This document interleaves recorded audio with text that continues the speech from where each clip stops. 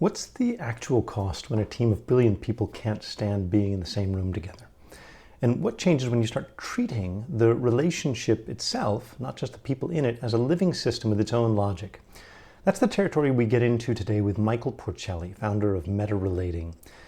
We talk about why saying, "I don't know," might be the most powerful move a technical leader can make. Why the leap from complicated problems to complex ones breaks most engineers' brains, and what he found when he walked into a room full of AI safety researchers and asked them to look at their own dynamics. This is Living Code. I'm Andrew. Let's get into it. Hello and welcome to the Living Code podcast. I am delighted to be here today with Michael Porcelli, otherwise known as Porch, and he's the CEO and the founder of Meta Relating, a framework for relational communication that treats how we work together as seriously as what are we working on.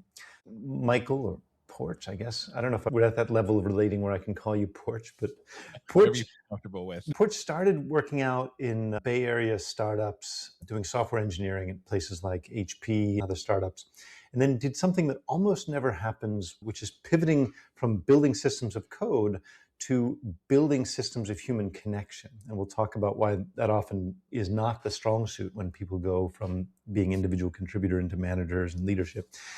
You've got a graduate degree in spiritual psychology. And I think when I saw you on LinkedIn, because we were doing something similar, leadership training for technical leaders, I'm like, wow, this guy, I feel like we could speak the same language. But then you became director of training at the Integral Center in Boulder, which was originally created under the inspiration and guidance of Ken Wilber, and then became a certified holacracy coach. And you and I've talked about that before. You've trained venture capitalists in people skills. You've supported AI safety researchers in understanding their own team dynamics, which feels really juicy to me. And then introduced self-management frameworks to the effective altruism movement. And you're basically the person that people call when brilliant people can't stand being in the same room together. You can put it that way. So delighted to have you here, Michael. Thank you so much for joining. It's great to be here, Andrew. I'm excited about today's conversation. Yeah, and so I love that we're both kind of playing with this interaction between people building sophisticated technical systems and all of the challenges that go along with that, and the building the human systems that go along, which really, in my mind, kind of makes or breaks the effectiveness of teams. So how did you get started on that, going in that direction, would you say?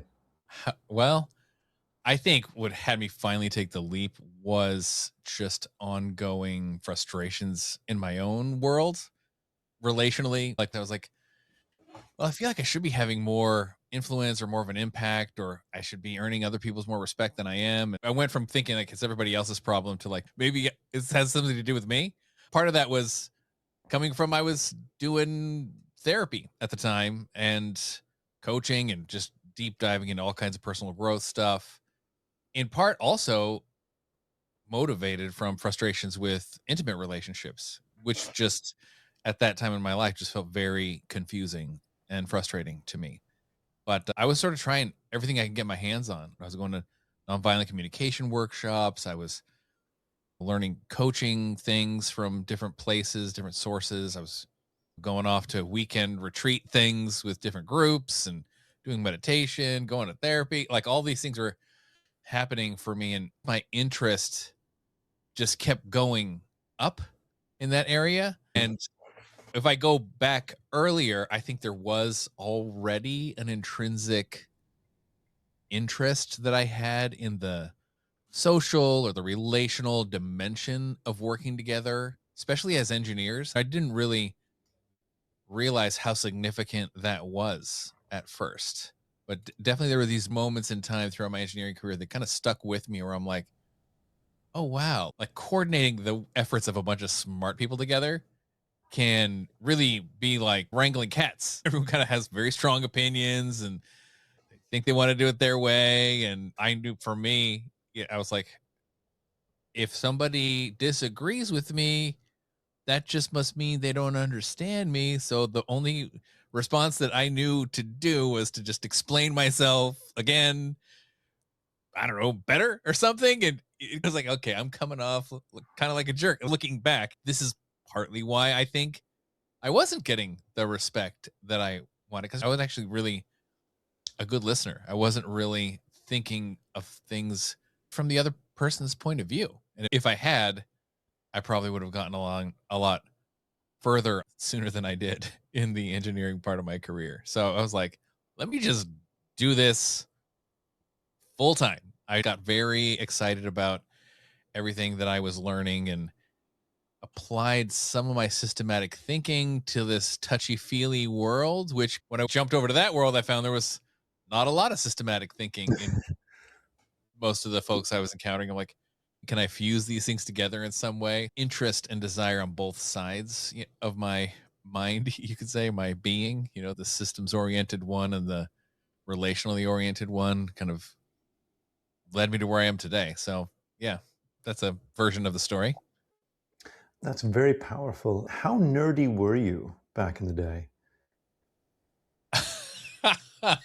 I Like mean, nerd street creds. I don't know. nerd Like cred. I mean, I was first on the internet in 1992 on a Unix command prompt. All my early interactions on the internet were from a Unix command prompt. 1992 on the internet. That's wild. Yeah. That predates me by a few years. I got on, in university 94, 95. But Hmm. we had the Mosaic web browser. No, sorry, Yep. but Mosaic, yes. I used Mosaic on X Windows at the computer labs Yeah. right when it came out. And I guess you talked about the struggle with intimate relationships just not making sense at that time. There were two things that occurred to me when you said that. One is I went off and became a monk, which is one way of handling the intimate relationship issue. And I basically had my intimate relationship issues completely sorted out until I eventually got into a relationship and left being a monk. But I appreciate now, much better than I did then, the challenge and the nuance, right? It's like interacting in close quarters, shall we say. It's like hand to hand combat, Yeah. real emotional, tactical stuff, as where there is this incredible sensitivity that it's just very different when you're relating with computers, right? Absolutely. You can Yeah. always debug the computer in the end, right? And there is more geek cred, I suppose. Like, I was the top math and science student in high school. And part of this, I think, looking back, it was like I liked getting the right answer, right? This kind of like you're writing an essay and somebody's going to tell you what they thought about what you wrote about something. I'm like, this is very unpredictable, but like I could I could check my math homework to make sure that I got the right answer. Like that was very satisfying. Nice. And that type of rationality that kind of comes Yeah. from the math and science mindset is like there's a problem and it can be solved, and there's sort of a meticulousness, right? And then when it becomes like an engineering career, it's like, hey, there's a bug, okay, turn it off or stop it, open it up, look at it, find it, change it, and then start it over again. And that's pretty cool, right? But you can't really I can't go over there to your mind, Andrew, and like edit your beliefs. I can't rewind our relationship back to like, let's just erase everything and just start from ground zero again. Like those options don't exist in a relational system. I guess psychologically, the fact that there's a part of me that like got so much mileage out of relating with the world in this kind of engineering or technical way, that like when there's something that presents that doesn't really, it can't really apply that, it can feel like, I don't know, like I'm not capable or I'm dumb about something, or the other way around is kind of like this stuff is just whatever. It's like a illogical, irrational part of the reality, or people are the problem, people are dumb, or they don't. It's like, but it's just the wrong tool for the job. So then it would feel like I guess I just should give up on it, or I don't know, just kind of try to pretend my way through something that inside I'm having all these judgments about. Like, I just didn't know what to do. I love the framing of when you encounter a seemingly, the messy problem of relating, for example, it Hmm. either implies that we don't have the capacity to solve the problem, which brings up all of the shame and humiliation and I'm not good enough stuff. Hmm. That's a shout out to anybody out there who's searching for a job right now or dating. Like all of those things are so much Yeah. provoking that sense of inadequacy, that fear. Or it's an unsolvable problem. The thing's just broken. I think we just need to throw this one away and walk away and find something different.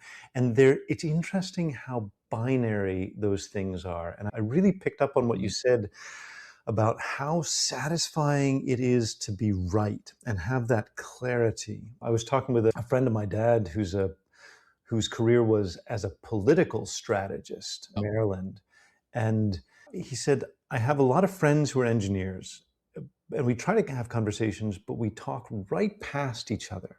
He said, because they always assume that there is a right answer or that there's right and wrong answers. And mhm. in his domain of being a political strategist, it is uber messy, even contradictory, self contradictory. Yeah. You know, the person doesn't believe this, but they're saying the opposite of what you think they believe anyway. I guess if I can tie that quick in an attempt to rescue that reference back to systems thinking, if you have a Yeah. convoluted system or even just trying to untie a knot, sometimes the way to make the string go that way is to pull the string this way because you're in system dynamics, you need Yes. to sometimes do things that look completely and totally counterintuitive. Yes. And it really does baffle and mess with this more simplistic binary right, wrong, yes, no, true, false. Yes. Totally. I mean, I think you're actually striking on something that was an insight that is pretty foundational to meta relating. Like this, it is a system, but it's a different kind of system, right? And so if it's a simple machine, right? Like simple cause and effect, or kind of this, a lot of the stuff that we do has this kind of logic to it in code, or the machines that we build. We just, yeah, we go, it's just Newtonian, man. But if it's a complex dynamic system, that's number one. And number two, you are part of the system, right? It's like step one with your computer. Like, did you try rebooting? And it's like, you just simply don't get to do that. Like with yourself, you don't go like, can I just go back to, right? There's an intrinsic history to you as a person, to your relationships. There is no kind of going back to undo. So once you kind of have this, okay, there's an aspect of this is probabilistic, right? It's not deterministic in a strict way. I'm not deterministic even, I mean, in the personal growth world, it's like, how come I don't really just do everything that I say that I want to do, or just achieve the goals that I set myself out to? I'm like, well, that's in part because we change our minds, but in part because, like, the self-management in and of itself is an inexact thing. So when you expand that to the relationship, some of these things do feel like paradoxical. One of my favorite moments in the Seinfeld TV show is where George decides he's going to do the opposite. Right? He goes, well, if everything I've been doing so far has like led to this kind of like my life being basically a failure, I don't know exactly how he phrased it. I should just mistrust every intuition that I have. So I should just do the opposite. So he goes up to this woman and he goes like, I don't have a job and I live with my parents. And she's like, really, very interesting. And he ends up dating her and he's like, why is this working? It's really funny, but I think part of what's funny about it is not just like, oh, people can relate to that, but the underlying logic of like, how do I interact with the system that I am a part of will often feel sometimes like the opposite of how you would interact with a system that's like a machine that's outside of you that you're trying to kind of repair or fix or solve. It just, the logic is different, but it's not illogical. That was the thing that I had to realize was like, okay, it's not just like whatever, throw up my hands and be like, I give up, I guess. Just a different approach. And that's part of the design of meta relating, is to get people into thinking of their relationships as these living systems that have a history and that you are a part of. They have a life of their own, really, a logic internal to them. That's quite Wait, I just want to repeat, make sure I captured, to think of these relationships themselves Hmm. as a living system that have a history and a relation and a life to them. Yep. Yep. See, that's quite significant. I'll throw one thing in there and then I'd love to come back to that point. But on the Seinfeld thing, I don't know how philosophically deep the Seinfeld writing team went into this, but it reminds me when one of my Buddhist teachers, who's the global spiritual director of this tradition for the last 16 years, first female, first Buddhist nun to actually be the head of this tradition in its Mm. history, gave a quip at one point years ago in a teaching. She's, if you want to simplify the way of practicing Buddhist teachings, here's a real simple heuristic. She didn't use the word heuristic, but just do the opposite of everything you would normally think to do. And I really took that to some degree as operating instructions, like where I want to be stingy, try to be generous, where I want to be angry, try to be patient, for example, where I want to be reckless, I try to be disciplined, for example. It is not good to take that as absolute advice. Right. But directionally, there is something really interesting there because what it does, it gives you options, right? Whereas all of your system is driving towards one set of patterns and behaviors of actually, I could do the exact opposite. And I think that's the power. Hmm. If you feel like I could do the exact opposite of what I'm inclined to do, then that is super powerful because it gives you the option, it gives you the freedom. And you think about the value of optionality. But I did want to come back to this idea of relating because that's been very Yeah. significant for me just in the last 6 months. Some of the learning that I've been doing from Peter Senge, that in particular, he drew two stick figures. There was a class he was doing, he drew two stick figures. He's like, person A, person B. And he said, how many agents, how many actors are there in this dynamic? And, we're all like, two? Yeah. And he said, there are at least three. There's person A, Hmm. there's person B, and then there's the relationship. And that relationship has a life of its own. The last thing I'll throw out here is like this podcast. Neither of us have any idea where this conversation is going. Right.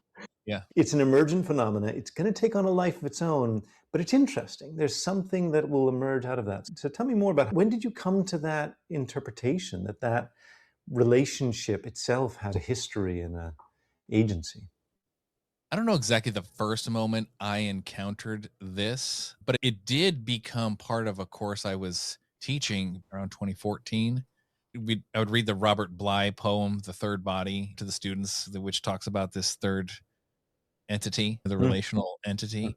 mm, And I was also got familiar with family systems therapy. This is mm, not internal family systems, it's a different thing. It's from the 60s, right? This idea that it's not so much about let's go back and unearth our past. It really is kind of like it's like husband and wife or father and son. Like, what are you doing? Like, if you ever encounter a thing, this is where like I don't like this. You don't like this thing we're doing. I don't like it and you don't like it. I don't want to be doing it. You don't want to be doing it. So then it's just this weird, like, well, then what the heck is going on then? If like neither of us want to be doing this or liking it, but we're still doing it, what does that mean? That's weird, right? There's something fundamentally weird. But if anybody can relate to have a moment like that with somebody, then it's like that's the system operating. There's a groove, you might say, or a gravitational attractor or something in that has emerged through your history that feels easy to slide back into that you're doing. That's one way of thinking about it. That's one way to notice if there's more specific ways that it kind of pops for me.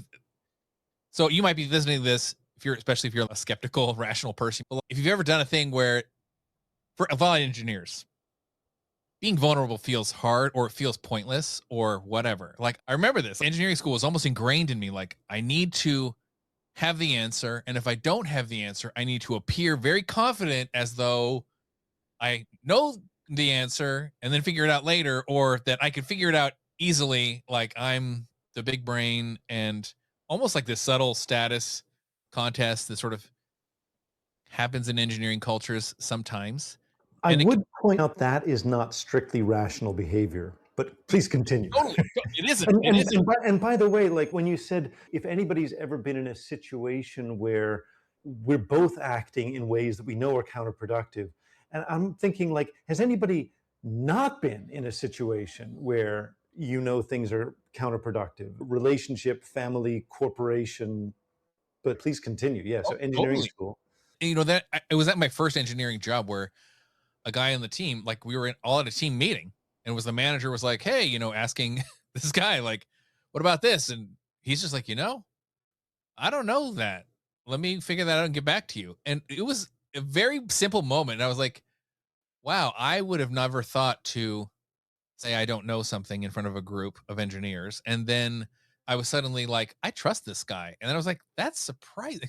Not only surprising that he said it, I was surprised that I felt more trust in him and nothing seemed like a big deal. It was a weird, very small moment, but it really set the stage where it's like, and then when I started doing this personal growth work, I would go to these workshops and people would be like, hey, what's really going on? And I'll be like, I could feel all these ways I wanted to kind of explain, put on a front or some kind of the facilitator, someone would get very in there, like, hey, no, but really. And then I would admit something like, I'm just feeling scared that you're not going to like me or something like this. And then everyone would go like, yes. And I'd be like, what's happening? Right. Like that would feel like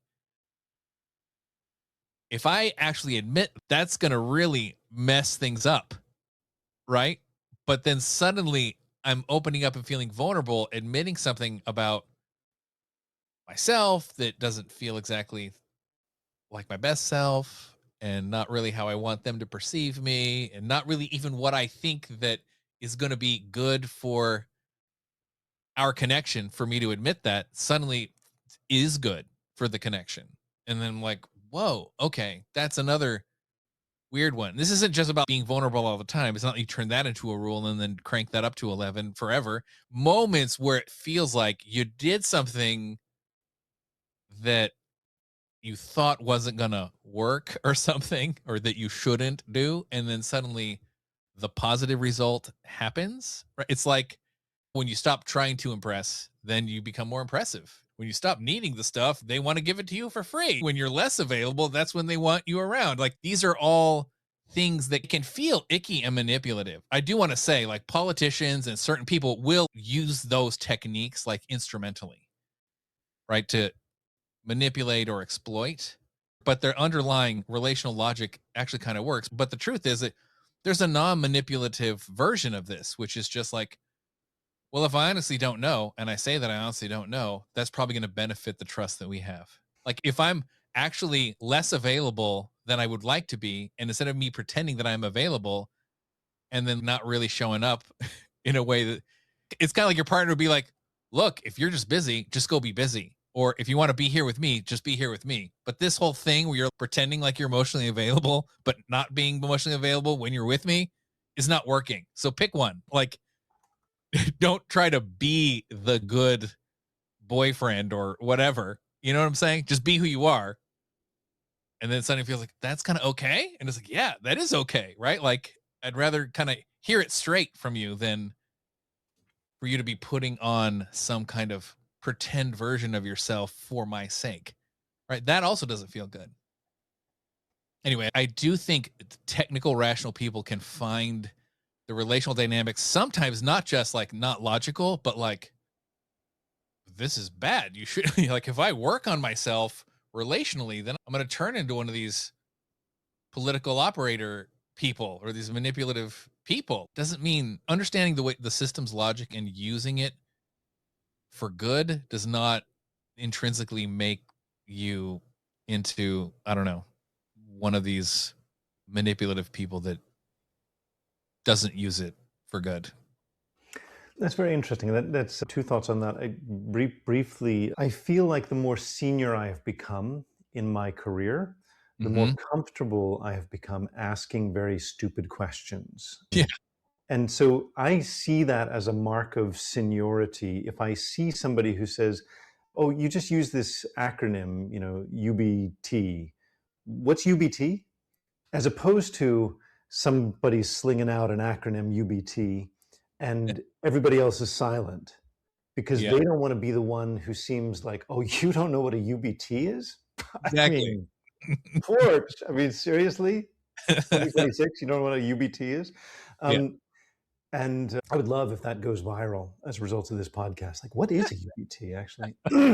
DM me if anybody's curious what a UBT is, and I'll make something up. But that fear of being seen to not know, I really feel like you've got your finger on the pulse of it more clearly than I ever have about how much emotional fear there is in not knowing the right answer and how much implicitly there is this dynamic. And it's actually quite a competitive dynamic of math, engineering, science.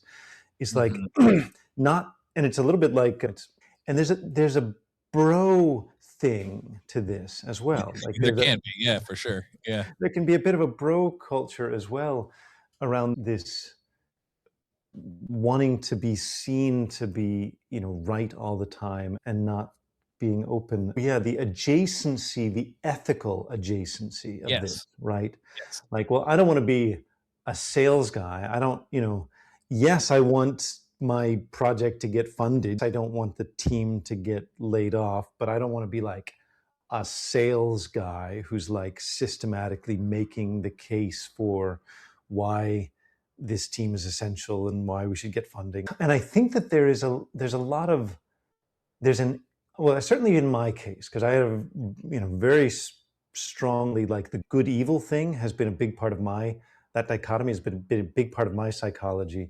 But feeling like sales is and marketing or money or whatever else, there's a big, like, money is evil thing in the culture, and then Mhm. adjacent to that is sales is evil and marketing is evil. Sure, That yeah. that's a bit strong, but there's an attractor that gathers some, and politics is evil, and, like, there's a lot of these Mm. things that are evil adjacent. Yeah, But I think it's because we're not precisely understanding what we're actually talking about. Like, we group things together inappropriately. I'm also thinking of Robert Greene's 48 Laws of Power. Is it yeah, 48, I think? yeah. And he said, like, power is neutral. But that book is the most banned book in prisons, like Oh, prison libraries around the oh, world. wow. That is the most banned book.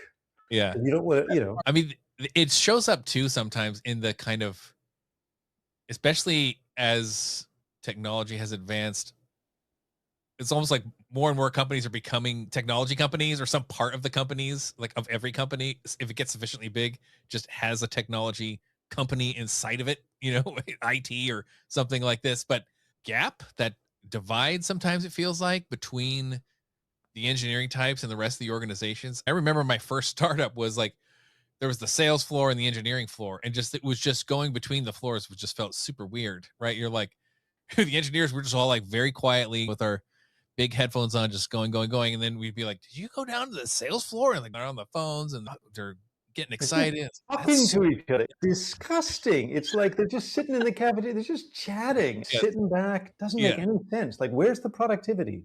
Where's the product? Yes, yeah. I mean, it's easy to kind of poke fun at sales culture. I mean, it's a thing, but all throughout, there's some. It actually, there's a way that my rational mind sort of unwinds itself. If I look back historically, because I'm like, okay, so we're building this product. We got this team of like 50 engineers at HP. We're building this product, and it's like, well, like, why are we building this product? Like, but this particular product, right? It's like I didn't decide that I wanted to build this product. I just have a job. But somebody somewhere thought, and you kind of go, okay, so there was market research, right? There's a department that's trying to figure out where the company could go based on what we can do that the market might need or want. And then there's some executives that are kind of weighing this decision financially, and there's some amount of disagreement. But at that level of going like, well, should we strategically go this way or go that way or build this product or that product? At that point, it's like, oh, there isn't a right answer. That is not like debug the code to make the machine go like this and work. A market, a culture, a country, a society, right? These things are like, it's not just random, right? It's not like playing the stock market is not like getting the right math answer. You know what I mean? These decisions at the level of, well, what product are we even making? are intrinsically fuzzy decisions, right? And we can be mistaken, but not know that we're mistaken until after the fact, right? So at some level, like at the level of like, this is the engineering department and this is what we're asking you to create. We're asking you to build this thing, right? That sort of like puts a stake in the ground, which is like a problem that we're all solving for, right? And that's where the kind of like traditional rational systemic thinking works. But when you go above that level in deciding where you're going to put that stake, it's a different kind of problem, right? And I find it amazing that on some level, these interpersonal dynamics, company dynamics, and so forth, on some level, they are reducible to, is this a complicated problem or a complex problem? It would be one way of Yeah. distinguishing, right? Yes. And especially the bit where the there's at least two kinds of complex systems, right? One is a complex system that you can look at from arm's length. The other is a complex system where you're part of the system, as you were saying earlier, right? And that one is really tricky, right? And it's Yep. like that's why I think often people say that the people problems are the hardest problems. Yes. But that dealing with uncertainty, it's also very striking to me how when I wrote this book a few years ago, Flow Engineering, and one of the big conclusions we came to was that a lot of the issue with team performance is very simply just a problem of scale. When the team gets big enough, then there's you can't see, the metaphor I like saying is you can't see from one end of the company to the other end of the company. It's like Mhm. it's too, you can't see the big picture. And the most critical thing I think for everybody on a project team at HP or wherever else is knowing what the heck you're supposed to be doing and why. And if you have the knowledge of like what it is that you're supposed to be building and why, it dramatically changes how you approach building it. And if for whatever reason you're far enough down in the hierarchy and your onboarding was limited enough and you're busy enough just solving the technical details of the thing that you don't actually know what you're doing, Mhm. um, it's very problematic. And at the risk of, I'm about, can I be vulnerable with you? Yeah, sure. My first big assignment as a Salesforce consultant 13 years ago was for, I was working for AOL. And my first reaction was like, wait, they're still around? But at the time, they were still around. And I was assigned to build the retention flow. And they just Mhm. said, can you build the retention flow? And I'm like, sure, I can do anything you want. I'm like, this nice intrinsic confidence. Like, sure, I'll retention flow. Sure. What is it? And they had some description of the thing. And I'm like, yeah, I'm working on the retention flow. I worked for a year on the retention flow. I wrote so much really bad code early in career. So it was pretty ugly. I wrote a lot of really bad code and spent a lot of hours, hundreds of hours, maybe 1,000 hours, had no idea what a retention flow was until a year later when I learned that the retention flow is the thing for the customer support agents at AOL that pops up if somebody makes a phone call into AOL and says, I want to cancel my service. Right. The retention flow is the thing that the person says, oh, they want to cancel their service. And so the retention flow is the thing that pops up and what you have to do to walk through with the customer to give them some counter offers and so forth Right. so that they don't quit. But the reason it was quite a sensitive thing in AOL is if you search YouTube for video about canceling your AOL service, there's this amazing 4-minute video where this guy asks to cancel his service like 20 times on a call with an AOL support agent. And the AOL support agent's like, oh, right, I think you meant upgrade. Oh, right, you want to switch your plan. Oh, right. And the guy's, no, I want to cancel my plan. Did you do this, Andrew? No, this is predated me, but it was this hilarious video. It's worth watching on YouTube. And they got sued by the Oh whoever wow. sued them, Yeah. FTC or FCC or whatever. And so they were actually had legal compliance things where they Mm. could attempt to rescue the account, but you can't try too hard. If they really say they want to cancel, you have to let them cancel. But it was just for me such a funny story about an engineer, smart guy, motivated, hardworking, no freaking clue what I was working on. And I Yeah. believe that the results were suboptimal. Sorry, but Yeah. of my work, because you just don't have the context.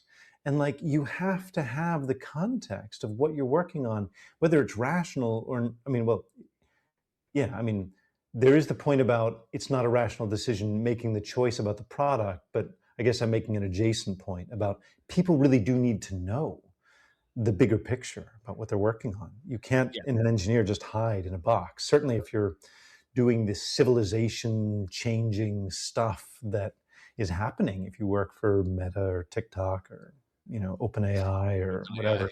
I do think that is part of it. We're very deep in the what is it like to be an engineer working at a big company. But I do think this idea, to put it simply, comes down to purpose, right? And it's not necessarily one of these deep metaphysical, like, what is the meaning of life purposes, but it's connected to that. But it's more kind of everyday. Like, what's our purpose here?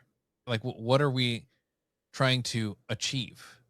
And to know what that is, because especially at the level of engineering, it's like you could just be like, I can solve for whatever. You just tell me, just point me in the direction and I can optimize for that thing or create that result, right? Given sufficient enough resources, time, whatever, team stuff, tools. But you got to kind of know what that is, right? So being able to do that is part of, I think, all relationships in a way. Now, it's not like we have to get together and what are we doing here together, Andrew? What is the purpose of our relationship? I don't think of it that way. Like we have to sort of preemptively figure that out or write it down. But I do feel a thing, which is like, okay, Andrew, Porch are together.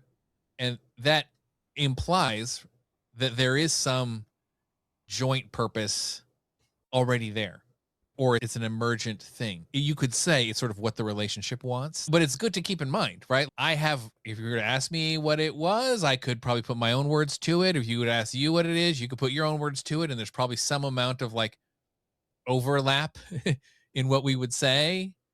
It's probably not entirely exactly the same. So it doesn't matter that it's like concrete or specific, but it is a little bit different than if I were to say, "Look, you're my boss, Andrew. You're the boss of our relationship. Just tell me what I'm here for," right? Or the other way around. It can be helpful to have a manager like be both kind of inspiring as well as directive. I mean, that's helpful, but especially in an interpersonal relationship, there is a kind of like we have joint authority over what this is. The ultimate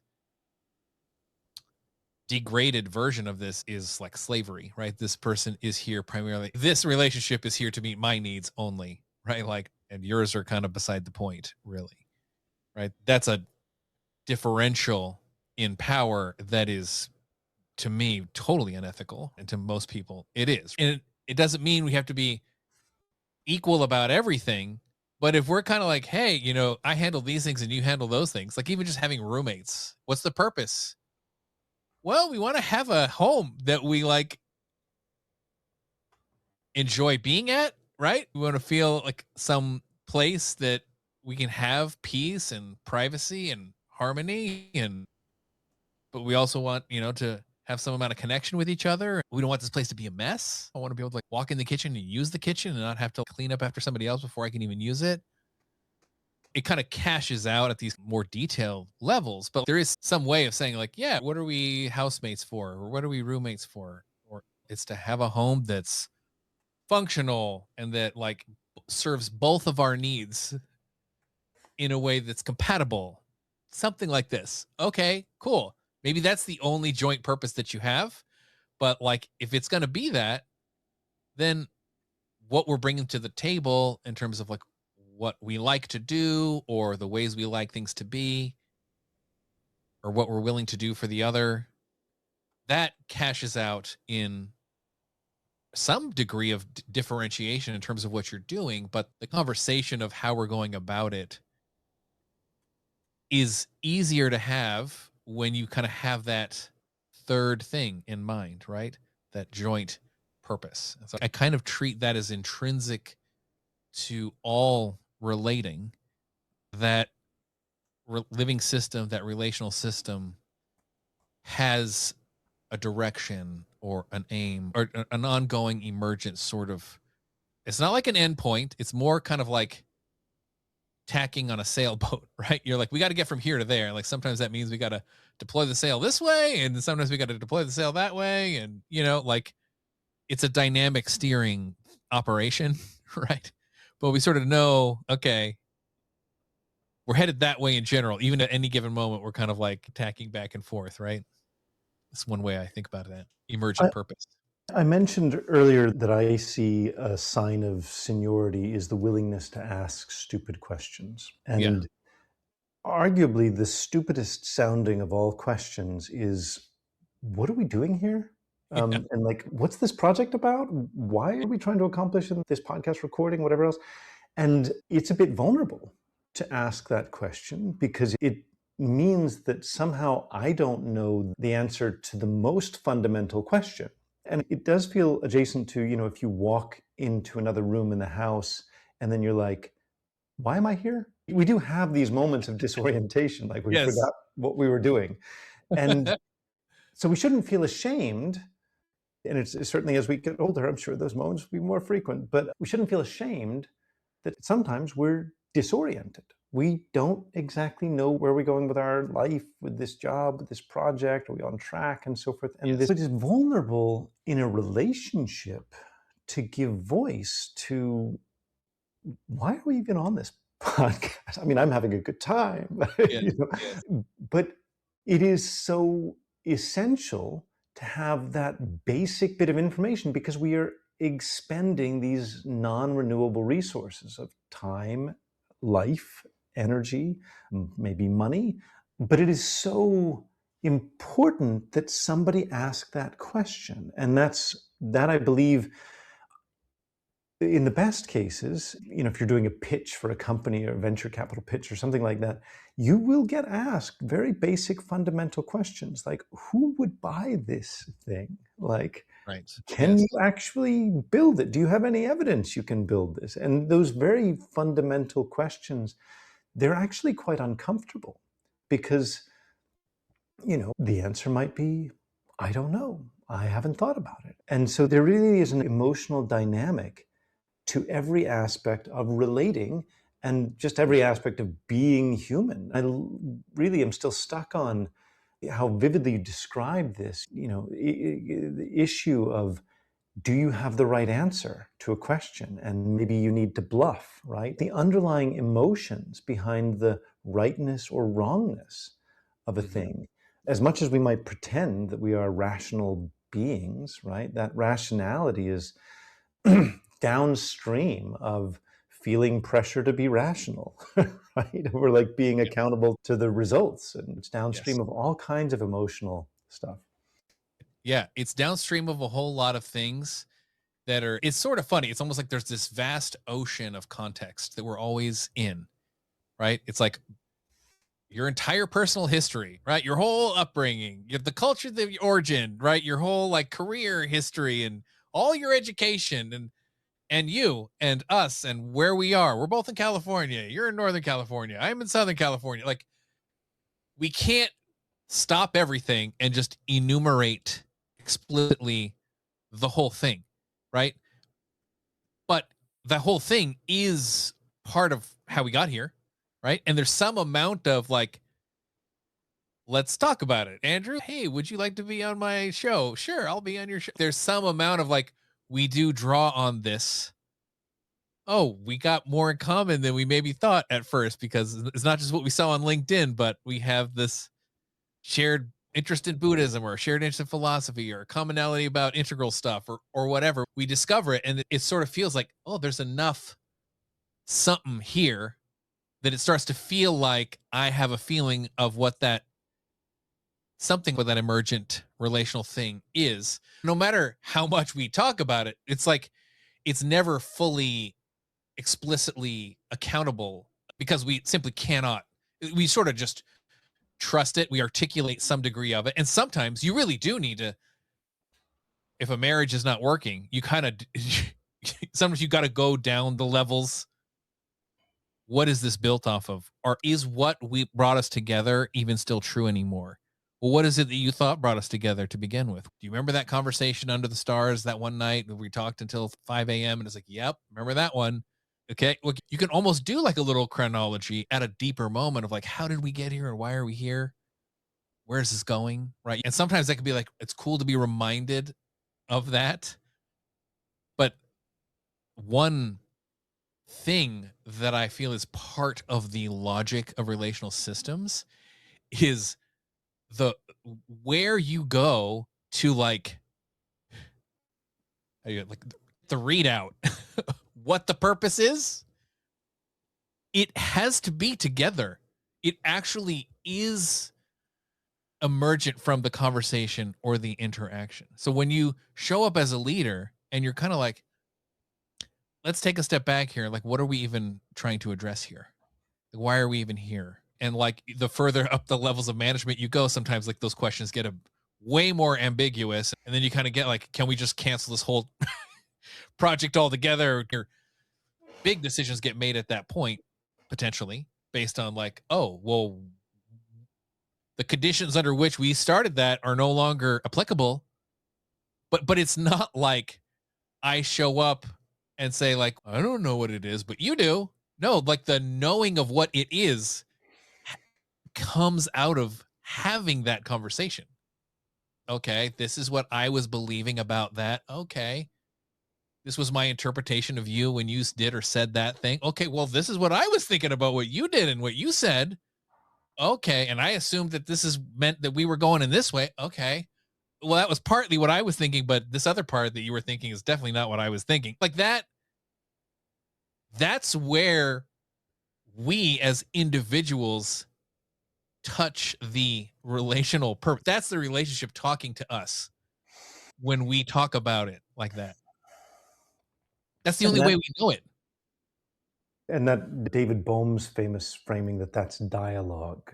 And David Bohm distinguishing between dialogue, which means the logos or the ideas, the concepts going through through, as opposed to Yes. discussion, which is related to percussion, where we're like banging off of each other, oh yeah. But an actual dialogue is changing both parties, and there really is something deeply emergent coming out of that. It Yes. strikes me that the higher up you go in a company, so to speak, or the more towards the central decision makers you go, the higher the stakes if something needs to be changed or if something was a little bit off, but also the more vulnerability, the greater the risk. Because of the higher the stakes, the greater the risk of that vulnerability. And so Yes.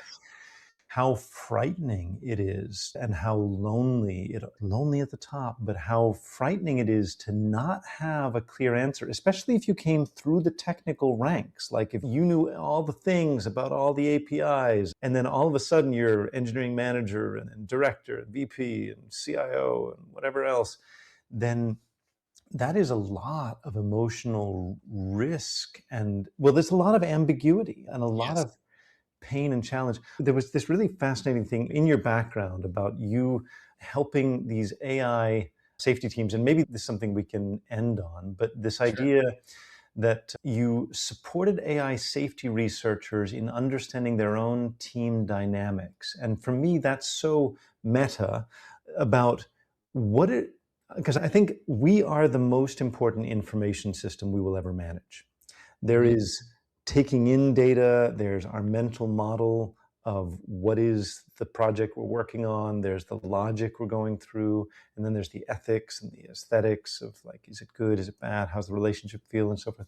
But if you're trying to build safety into an outside system, what is the level of psychological safety, knowing that psychological safety is a precondition for honesty and sharing honest information? What's actually happening in the human dynamics, for me, feels critically important when you look at these AI companies or any other company. But what's that bring out for you? I mean, there's a lot of factors there. I mean, some of these things sound very simple, right? You could, hey, let's go somewhere that's not at the office. Okay, cool. So we're gonna rent a big home and we're all gonna move in there for the next few days, right? That can just the changing of the environment, being in person rather than virtual, huge, right? There's just simply more, I think of them as like interpersonal data streams online when you're in person than when you're virtual, even when you're on a screen. And then I think there is something about lower stakes interactions going well. I think some of these things are just, you could think of them as like social hacks, but they work to some degree. It's like, let's do a check-in round. Some of the ways like structure as a facilitator could be like, look, just talk about something that like you're feeling or experiencing this morning that has nothing to do with what we're here for. It's something about your life that happened, just to kind of have a moment where everybody takes turns saying something that is personal but not relational and is like low stakes. It's like watering the soil, right? Or like, tilling, like preparing the ground. There's like you're sort of like bolstering this ground of health or the psychological safety that you can Or tap into later when the stakes do go higher. conditioning from a physical training point of view, just conditioning, just getting your Yeah. body accustomed to certain. I love that, like the sort of low stakes trust building.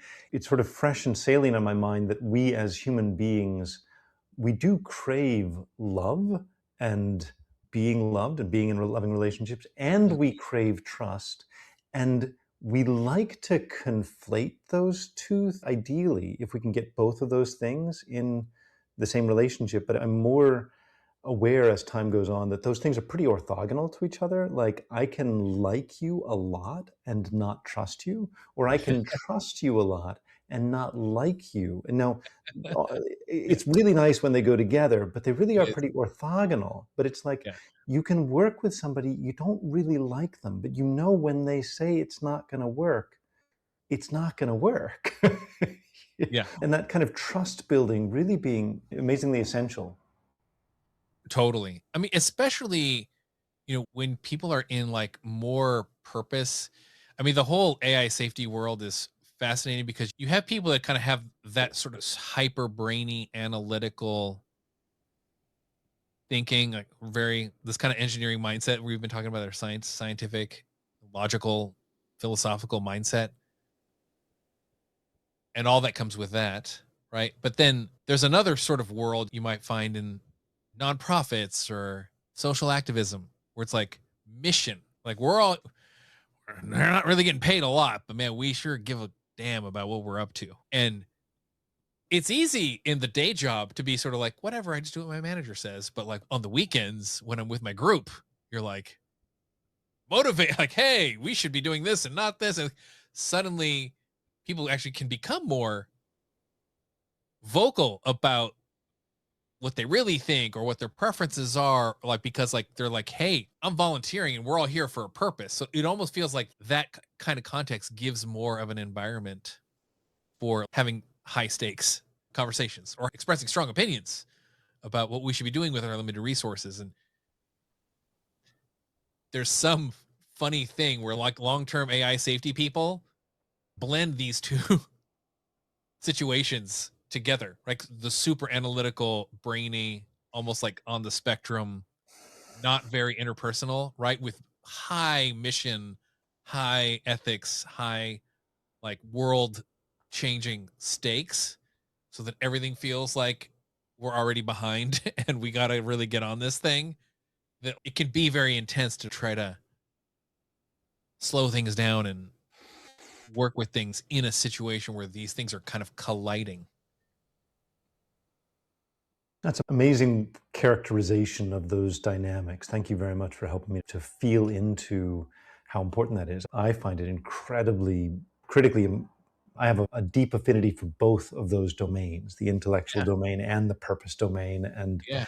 and I can feel how intense that would make things or does make things when they're both operating together. And so well done helping to facilitate better interaction in that context. And so I assume maybe as we're winding up, I assume you facilitate this kind of meta relating in, especially in these technical domains? What are you working on if folks are want to reach you or want to learn more about how your wisdom can be applied to their work?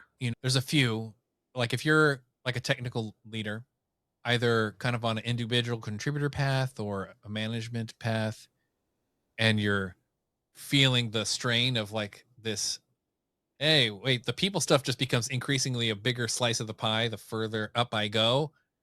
Like, how do I deal? Like, I could do one-on-one coaching for that, and some of that is like a lot of strategic communication planning and talking about the relational dynamics with your teammates, direct reports. I can do teams or groups, like small groups. Like sometimes you want to have like a mediated conversation of 2-on-1, or it could be like a small group of like, 4, 6, 8, 12. I think a team like that. Some of what I do also is I like to bring in the educational part because I don't want to become your new linchpin. There's a nice thing about being the external facilitator and coach. I can just sort of show up and say whatever I want, and you don't like me, you can discard. You know what I'm saying? Like the facilitator and the coach can kind of do things that is harder to do if you're sort of inside the system. It's easier to do from the outside.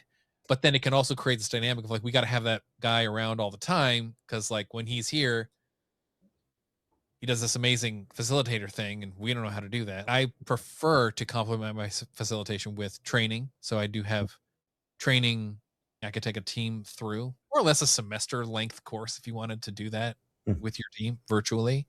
I could also do it in other formats. It's not just has to be this one strict format, but that's how I build capacity in teams to be able to do this for themselves when I'm not around. That's the thing I really want to do. Or it can also be co-founders, like early stage success, and now you're kind of ramping, and now the people stuff becomes a bigger deal. Like when it was you're lean and scrappy, just trying to make it, it's easier to let a lot of stuff slide. But then we start kind of, oh, we're growing, or we're getting investors, or the team is building, and it's no longer, hey, we all know each other from before. There's a strain that starts to happen in the co-founder dynamics. So, I've worked with co-founders at that level as well, kind of growing pains moments. Go to metarelating.com and submit the little interest form. I think I did that at one point with you, actually, You but did. and Yeah. I'm so glad that I did because it's. I mean, this is this is subtle stuff, and maybe you and I. This is maybe not the 101 version of going from being and socializing primarily with computers to socializing with humans. But I really think it's so deep. It goes so deep, understanding how our minds are constructing the world, right? We really are the most important information system we'll ever work with, individually and collectively. So you've illuminated a lot for me in every conversation that I've had with you, including this one, and really, Right really on. appreciate your time. Yeah. Thanks, Andrew. I had a great time too. Appreciate it. Take good care, Porch. You too.